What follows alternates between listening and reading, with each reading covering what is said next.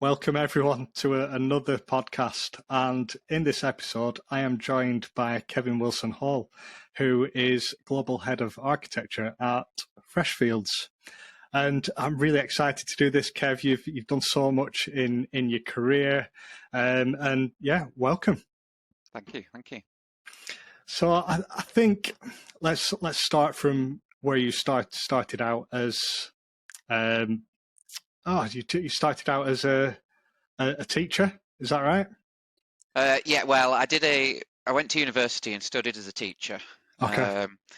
And it's been quite an interesting journey, I think, to get to where I am today. I From sort of going to university, I studied a sort of Bachelor of Education degree, and as I was growing up, I was kind of interested in, teaching, but I was also interested in technology. I remember dial-up internet. I think it was FreeServe that I had when I was like 14 or 15. And so I knew that I was sort of interested in those two things. So for me, I thought, well, if I go to university and study to be a teacher, and I was interested in sort of the technology aspect of teaching, so teaching computers, then I could always fall back on technology, within the private sector if I needed to. And actually, it transpired that I didn't actually go into teaching. So when I completed my qualification, and an opportunity came up, actually at Skipton Building Society, where I worked for 12 years, sort of all the way from working on sort of first line support service desk kind of roles. And I worked my way up through various roles, becoming a leader at Skipton. I left there back in 2017 to take a role up at Freshfields, which is a totally different sector. It's working in the legal sector for a law firm. So that's good. I mean, as soon as you mentioned FreeServe, I was like, that's who I used dial up. I can still remember the sound and the nightmare trying to download a song as well. All of 3 megabytes. Very slowly. Very slow indeed. Yeah. I won't say what. Your mum couldn't use the phone. No. Oh dear. I remember YouTube coming out, and it was on dial up at the time. You should have seen the bill. I think it was about £150, and this was years ago. But I suppose one of the things that I wanted to pick up on was that technical analyst. Back then, what was, and this is just from a curiosity point of view, what was sort of the most common errors that you were dealing with as like a tech analyst? Yeah, so when I joined the society, it was quite an interesting role, really. So I was really interested in all of the Microsoft stack. It was kind of the go-to thing back there. Everyone knew about sort of all of the Microsoft systems. However, when I joined the building society, I ended up sort of moving into the database space, and I actually was responsible and worked sort of oversaw a lot of the development and issues around the core banking databases and sort of the online platforms, which was really interesting. And what I quite liked about that was how, each day you would sort of come into the office, and obviously, there were certain things that were quite repetitive, checks and things like that. But actually, new problems would come about, or certain things maybe for either users or customers weren't working exactly as we would hoped they would. And I really enjoyed sort of, at the start of my career, being able to delve into sort of log files and, event systems where you could start to really unpick, what has broken down and where.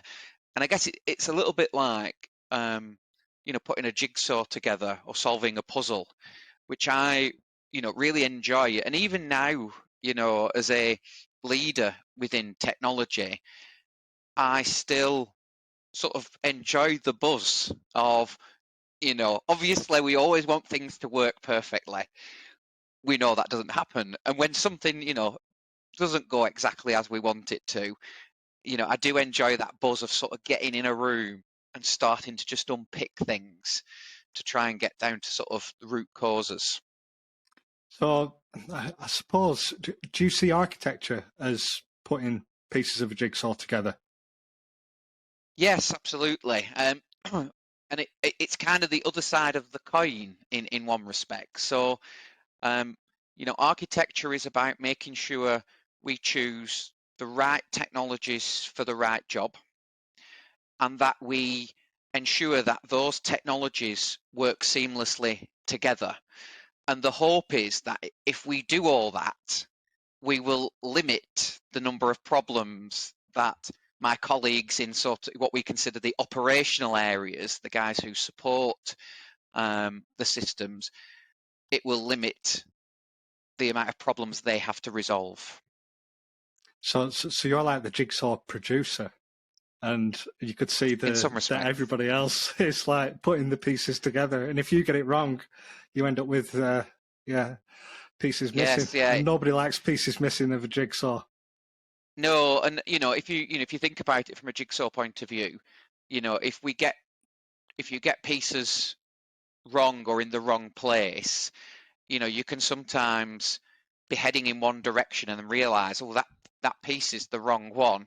And now all of a sudden you've got to take, 5 or 6 pieces off to Yeah. fix the mistake. So, it's really just, the role that I'm in is really trying to understand how a technology strategy can sort of underpin where a business wants to go to, and then just trying to, identify the right technologies that we can put in along the way.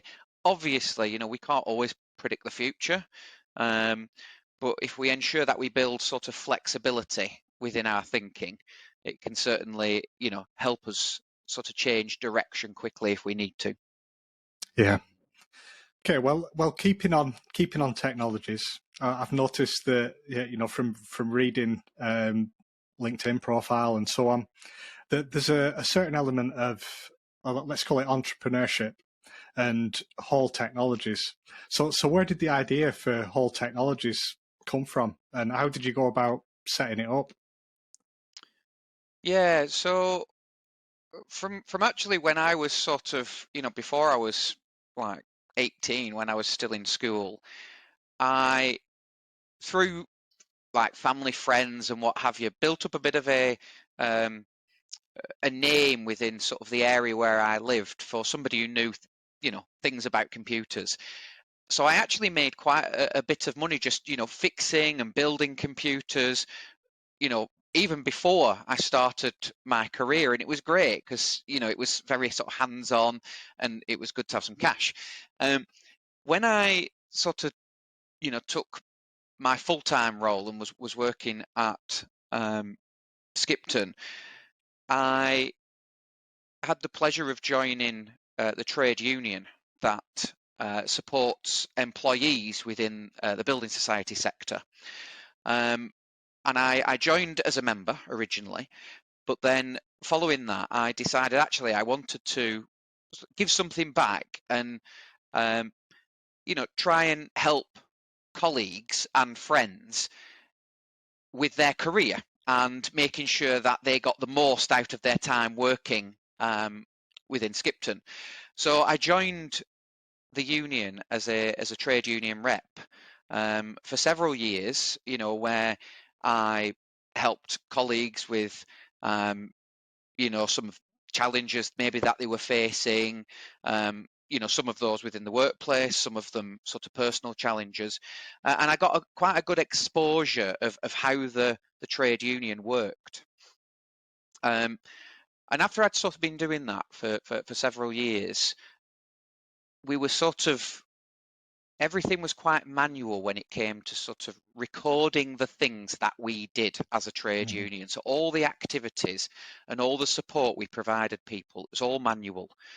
And, you know, like any business, you need to be able to sort of understand what you do and the value you're adding to ensure that actually it's worthwhile continuing, or do you need to sort of change direction? So really, Whole Technologies was just born out of me creating a piece of software, you know, fairly simple, small piece of software that allowed the union to record its activities and then report on those activities. And over time, that software has grown somewhat, and different capabilities were added in as the union grew. I think the important thing when it sort of comes to entrepreneurialism is it's kind of around, identifying where there's opportunities, and sometimes these things literally just sort of like roll in front of you, and it's kind of, reaching out and thinking, oh, actually, there's maybe something I could do with that. And it doesn't, for me, I've worked with a lot of people, professional people within technology, and it's not always, you don't have to be a creator to be, an entrepreneur. If you've got good ideas and you can pull people together with you, those ideas can turn into actual things that maybe your hands didn't actually produce, but you were the person who had the ideas and were the person that had the drive to sort of make something happen. So yeah, and it's I'm still supporting the union today. So I left Skipton, but I'm very passionate about sort of employee rights and work-life balance, and making sure that, if you think about it, we spend a lot of our time working in our life, and actually, that time should be fun and enjoyable. And in this day and age, actually, a lot of employers, are very good. They've got the right policies in place, family friendly, well-being, etc. But I think sometimes it's always good to have that sort of, I guess, trusted friend who can provide that outside challenge. And I think, trade unions have a place to be able to do that, and to challenge employers to ensure that they continue to act in the best interest, not only of their shareholders or their customers, but also for the people who are working for them. Yeah, no, that's really good, and I'm actually going to pick up on a couple of words there that you said, which was trusted friend, and actually throughout your career, who has been the trusted friend? Who's been the inspiration for you? So it's a really interesting one. So I've probably got sort of two answers to this. So if I was to purely look at who I sort of look up to and I guess find as an inspiration, I would probably say that would be my mother and my father. So my father lives in the US and always has. He's fully American. And my mother has always lived in the UK, and she was in the States for a period, but she moved back to the UK when I was born. And she sort of showed me how effectively, as a single mum, I went, for nothing. We weren't rich, but she ensured that I had everything I needed to sort of support me and set me up sort of for my, education and then my career. Now, my father, he lived in the States, and, we're very close, and I saw him every year. But my father is a very driven person. And, you know, the one thing that I can always remember thinking about is, you know, if I got a promotion or I got an award, or it was him that I really wanted, you know, to share that news with. And my father, you know, was a firefighter in the States, and again, it was something I was very sort of proud of. It was a career, it was a service that was giving something back to the community. You know, and he would be somebody that I would talk to my friends about, you know. So I think sort of from an inspiration point of view, you know, those are two people that I would look at. But then on sort of another side, because I think it is also important that you've got, when you sort of talked about a trusted advisor, trusted friend, it's also important to think about those people who maybe understand the context in which you are working and can provide that sort of guidance or coaching, you know, and this stems from, you know, whether you're in school or you're in work. You know, and I did a post on LinkedIn probably about 2 months back now, you know, and there are probably a couple of leaders who I have sort of worked with in my time, who I look at and think, you know, I am where I am today because of the support and the guidance that you offered to me. You know, and that support and guidance doesn't always have to be sort of a, you know, a big thing. It can be, you know, 30-minute coffees occasionally, you know, to talk things through, or, you know, it can be quite easy sometimes when you want something so bad, you know, and I've been in situations where, you know, I really want that promotion or I want that opportunity, and you just can't understand in your head why am I not getting it? You know, why is somebody not giving it to me? And I think sometimes having people there who can get you to take a step back, you know, and understand sort of the bigger picture. And it's not necessarily about, you know, whether you have the right skills for that promotion or for that opportunity. There could be other things at play, you know, which you as an individual don't have sight of. You know, and I think one of the pieces of advice that I give to people that I speak to is, you know, don't look at other people and, you know, concern yourself with what they have, what they get paid, what their job title is. Think about yourself and what you want. And, you know, if you are in a place where you want something, you know, and it's not readily available, maybe in your current employer, well, then it's for you to go out and get. And that could mean finding a role somewhere else in another organization. You know, so it's really interesting. And I know I didn't sort of mention the names. I can do. There are three people. Unfortunately, two of them have passed away now. But yeah, so I've got there was somebody called Rachel Fawcett, who many people at Skipton Building Society will be aware of. So she was the Chief Human Resources Officer, a true inspiration in leadership. There's Jed Donovan. So Jed still works at Skipton, and we are still in contact today. And again, he's somebody, you know, when I got the latest role that I've taken here at Freshfields, you know, he was someone I reached out quite quickly and said, you know, Jed, I've done it. I've got the head of role, which is what I've been pushing for. You know, and as ever, he was very, very supportive.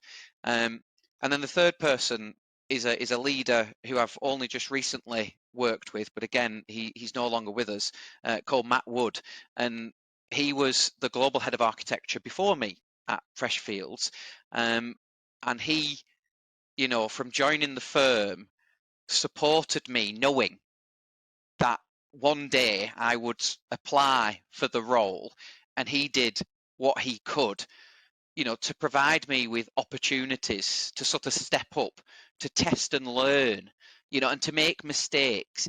in a safe space where I knew that, he would provide that support if I did make a mistake. So I would say those are the people that I've sort of looked at and have helped guide me in my career. Wow, that's all I can say. Really, it's I think just really interesting.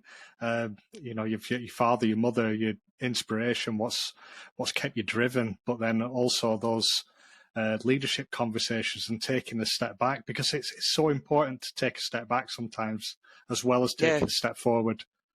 It is, and I think and I would encourage everybody, it doesn't matter what sort of level you are working at within your career, or even as a student, is to think about how you could role model or mentor somebody else, and don't always fixate on one or two people.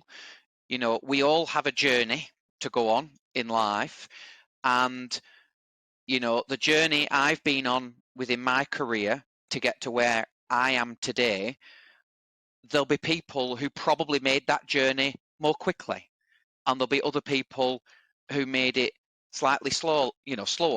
But I think it doesn't matter as long as you get to where you want to be, and you've got the right people around you providing that support and guidance. Yeah, absolutely. I guess moving on, that you play another role in the community, and that is you are on the board of Shuttleworth College, based in Padiham. I am. So, what is your role there at Shuttleworth College? So I'm currently the chair of governors Okay. at Shuttleworth College. So for those who don't know, Shuttleworth College is a high school, a secondary school, and every secondary school that is controlled by the local authority will have a governing body, which effectively are the employers for all of the school staff. So the local authority assign budgets to the governing body, and then it's the governing body who effectively own those budgets and the strategy and the vision for the school. So we work very, very closely with the senior leadership team of the school, and we also know and work closely with the teaching staff and the support staff of the school. It was interesting because, again, this is one of those things where I think I joined, it must have been about 6 years ago. And, as I said sort of at the beginning, I've always been very interested in the education system, schools, and I wanted to find an opportunity where I could give something back, and to try and influence and help, students of today, ensuring that they got what they needed to be successful in the future. And at the time, Shuttleworth had been through an Ofsted visit, and at the time, this was sort of 6-7 years back, the output from that visit was quite poor, really, and it generated a lot of change within the senior leadership team, within the governing body. So I put my name forward and said that I would like to join the governing body. So I did, and initially I supported predominantly from a sort of HR and finance sort of point of view. So we have a committee called the Resources and Finance, and that was where sort of the skills that I have as sort of a senior leader, managing budgets and what have you, that was kind of where I moved into. But over the years, as I've got more and more experience, I have worked my way up to the chair of governors. And now I sit across all the committees, which, looks at well, everything all the way from budget, staffing, health and safety, how the curriculum is sort of structured and is taught, to, as you would expect, things like the results of the school. And I think it's a really interesting role, and it's a role that I get a lot out of. Only the other day did I post on LinkedIn, because we have some vacancies, so I'll do a bit of a shout out. If anyone's looking to become a governor, please get in touch. Because actually seeing how conversations that take place within a boardroom setting then go on to have an impact on children who are attending, the school, is quite a powerful thing. And I try and do what I can, not just to know and speak with the senior leadership of the school, but actually get involved with the students. So, I've had the opportunity to go on school trips. Several years back I went to Barcelona and on a sports trip, and it was phenomenal. And I think it's quite interesting to, it's easy to forget as you get older, and you can become a little bit disconnected. And I think one of the things I've been able to do, and one of the benefits it's offered me as a professional, is trying to understand how do we connect sort of education to sort of professional careers, because there's quite a big sort of gap there. And if we look at technology specifically, I think a lot of what is taught now through the standard curriculum, isn't what businesses are looking for. It's not things when you go and work for a technology company, or you go and work for a bank or a building, you're not doing what you do. You're not working on the systems that you've looked at in GCSE or A-level IT. And I think that can have, in some respects, a detrimental impact, because it can do a couple of things. So one, it's kind of, it can put people off. So if this is what I'm doing for my GCSE IT, well, I'm not doing that when I don't want to do that. And that then can limit the talent pool for employers to then to reach out to when we need people who want to work in technology. But I also think it can, it provides a bit of a barrier, or it doesn't give young people a good start when they transition from education into the workplace, because they actually go from,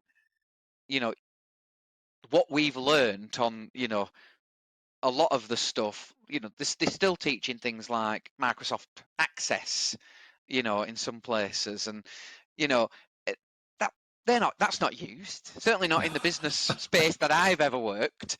And so I do think there's an opportunity there. So one of the things that I've been part of through my time at the firm, but also in previous roles, is where we've done things like career days and career fairs, where professionals, we go out and we talk to students about what it's really like to work within technology in a business. We have also done sort of hackathons where we've got a school within the community to run sort of a to run something within the school where people could, the winners of like a competition within the school could then come and spend some time and do a bit of a hackathon, working hand in hand with developers, technical analysts, architects, and then they're getting some of that early experience of actually what is it like to work within a business, and I think that can add some real value. Yeah, absolutely. I mean, I talk to my son, and he says I don't really like code. And I'm like, well, it's not just code, it's the collaboration, it's the teamwork, it's the Yep. Yep. problem solving, it's the bits that maybe you don't see. And I guess I'm going to touch on something as well, which was the And can impact I of just COVID. just before you Yeah, do go touch for on it. that, Yeah. just on the code thing, what's also useful to think about is, you know, the practice of development is also changing. There's absolutely, if you want to go and work for a tech company like Microsoft or Facebook or whatever, you're absolutely your hands-on developers who write code, headphones on, they exist, they are the bread and butter.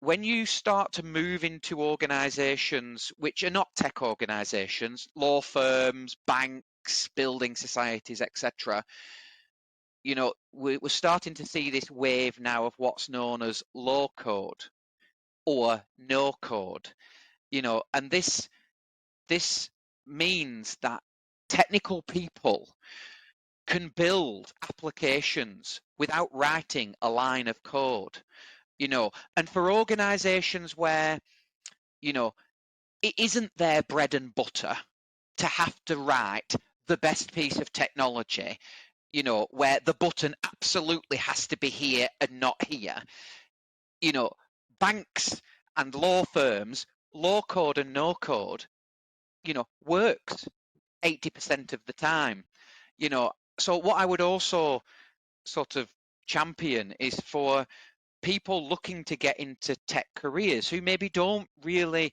like the whole coding element, but maybe are still creative in their thinking and approach, should look to what low code and no code is and whether or not there's an opportunity for them in sort of that space.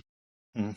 Do you think though there's a responsibility though of firms to, I suppose, get in that space, because there's a lot of adverts out there where the expectations are extremely high. They expect you to have years of experience, but the transition from on-premise to cloud means that you're probably using a lot of GUIs to actually write the code. So what you're saying about low code and no code becomes really apparent when you actually get into that cloud space. Um, yeah, so I think there is some truth in that. I think, you know, anybody, it's probably true to say anybody can utilize a low code platform and build an app.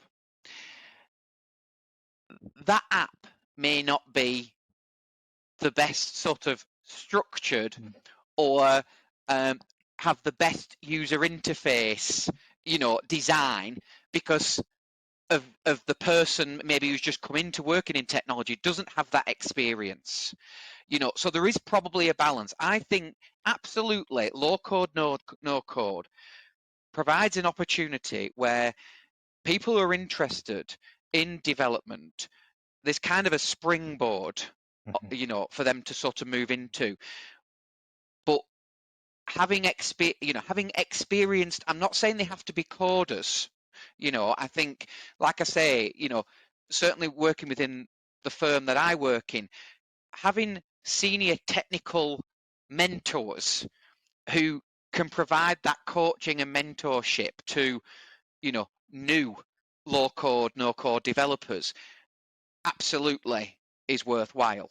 But I think, there's definitely opportunities. I mean, it's funny that you mentioned the sort of CVs and job adverts, because I've just done a big piece of work to look at the ones for my department, and they grow over the years. That's part of the challenge. I inherited, the job adverts that have been around for years, and the firm has actually sort of looked at them and basically said, we need to strip these back, because actually you can put people off, by filling them with, unnecessary content really, and sometimes unnecessary qualifications.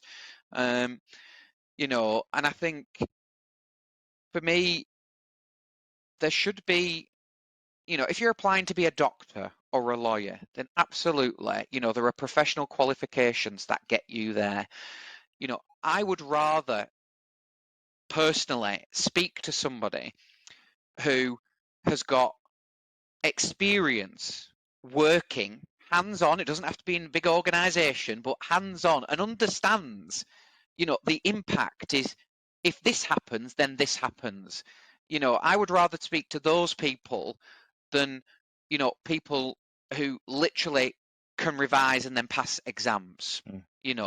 And I'm not saying that there isn't a place for exams, but I think for a long time, much too emphasis has been placed on formal exam qualifications, in my view. Yeah, no, I completely agree, and I think that specialism.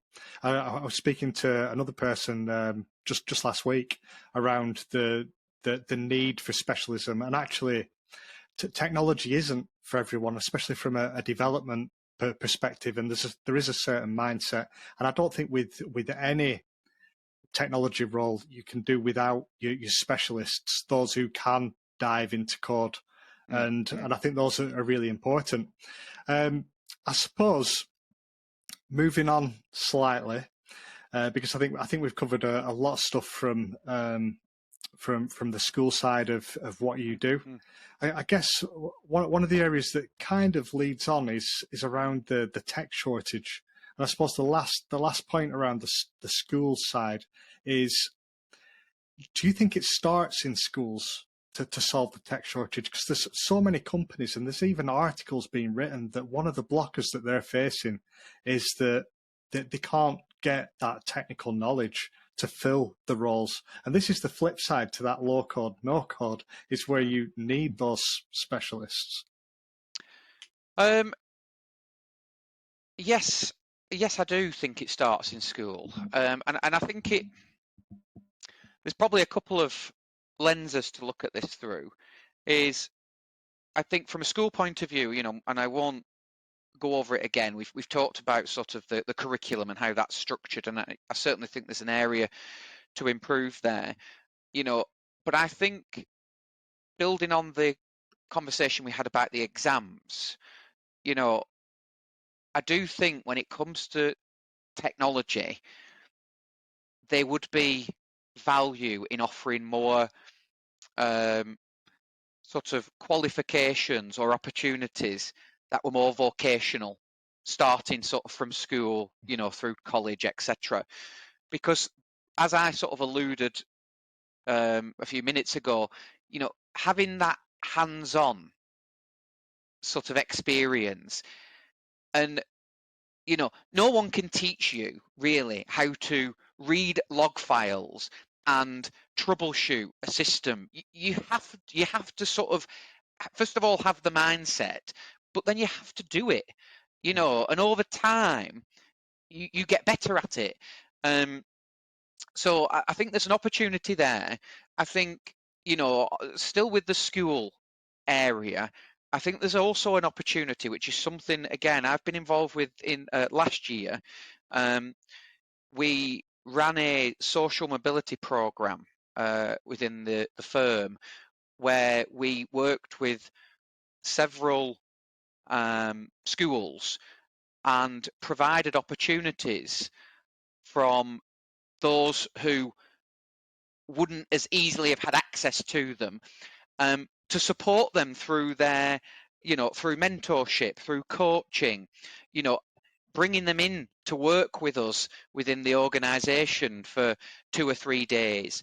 And then over this summer, the whole cohort then came in and joined us for a month's work experience between their A levels and starting their degree. And again, I think it's providing those sort of stepped opportunities that, one, keep young people interested, in technology and reminds them what it's really like. And it's not, it's not just, as we sort of alluded, sat there writing code with headphones on and music. There's a lot of different careers in technology.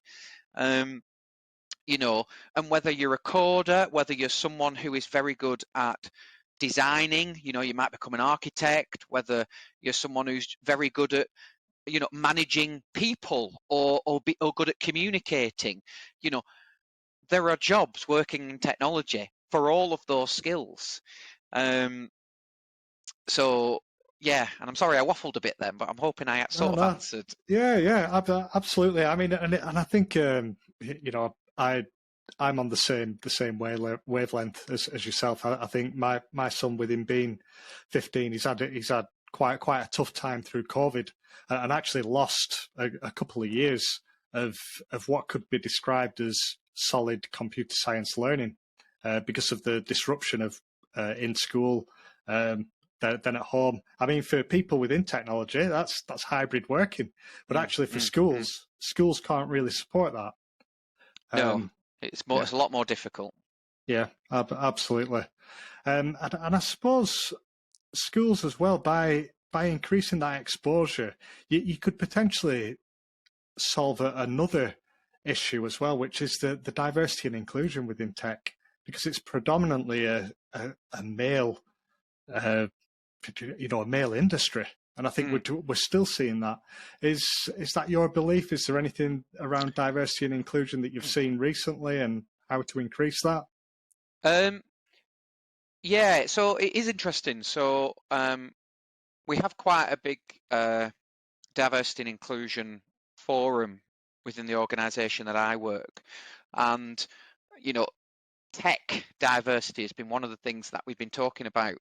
Now, we have to make sure that we look at it in the context of sort of technology, in the context of the broader, I guess, economy, because predominantly the more the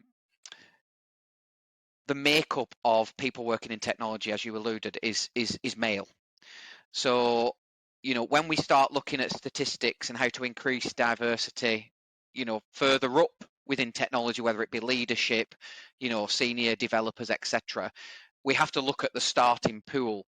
I think we're only going, realistically, it just comes back to the schooling. We're only going to increase diversity at that base level of technology. So, graduates are, we've got a good diversity of graduates coming through if we start all the way in the schools. And I think one of the areas that could assist in that place is probably role modeling as well. So, senior leaders within organizations, who are from diverse backgrounds should be championing this, championing their role, getting out there, being public, and supporting, activities through education to encourage more people from those diverse backgrounds to start younger. Yeah, no, yeah, really valid points. And I think although I only touched on male, I think diversity is just it encompasses everything. And I think that's what I was getting at. It's not just predominantly male. It's actually getting people from so many diverse backgrounds into technology. Yes, yes, it is. And there's things, there are actual tangible things that organizations are doing now to make themselves more diverse.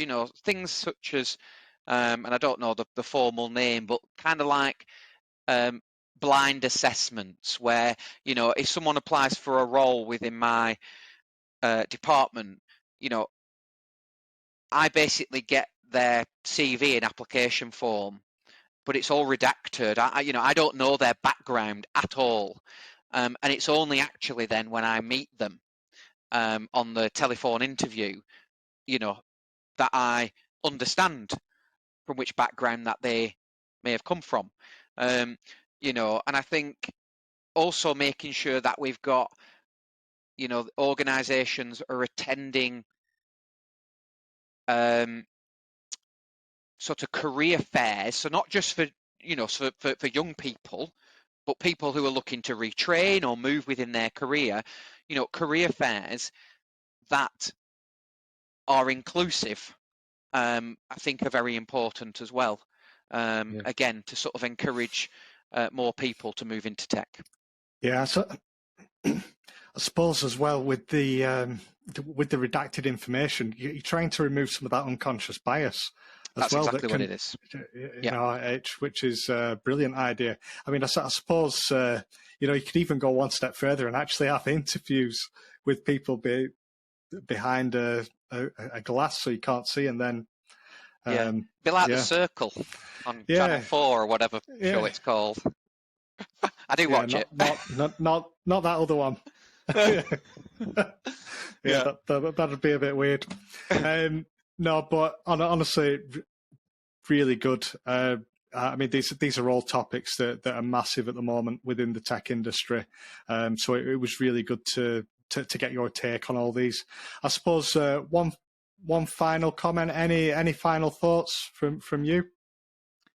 I'd probably just go back to one of the things I said earlier in the conversation, which was, you know, I would encourage anybody, no matter what age you are and where you are in your career, you know, find one or two people who you trust and use them as mentors or coaches, you know, to help you to get to where you want to be, you know, and those could be professional people, they could be teachers, they could be colleagues, they could be friends. You know, I can't thank the people in my life, you know, I'm just so grateful for them, basically. It's, you know, they've really helped me get to where I am today. Yeah, no. I think that's a really good note to finish on. So thank you again. This has been Kevin Wilson Hall. Thank you. Yeah, thoroughly enjoyed talking to you. And yeah, speak soon. Appreciate it. Thanks, Andy. Cheers.